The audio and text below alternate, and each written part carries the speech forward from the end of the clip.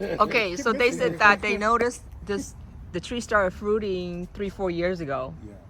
30 years old tree, and it just started to fruit 3-4 Yeah. years ago. Wow, that's a long wait. Yeah. But it's worth it. But this is. It's from seed, huh? This, look how many mangoes.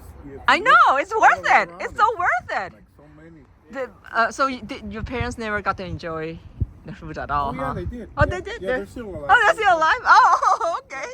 That's good. The only problem we have with we got a lot of squirrels, and the squirrels. Oh, yeah, squirrels and rats. Squirrels when and they rats. jump on it, they sometimes they knock the fruit off. Gotcha. See, they're Yeah. all over the place. Oh yeah, my mom loves them.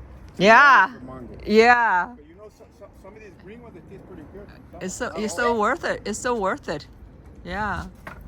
It's worth the wait. 30 years old. Huh? Can I try one of those? 20, so probably like 25 years old when they fruited.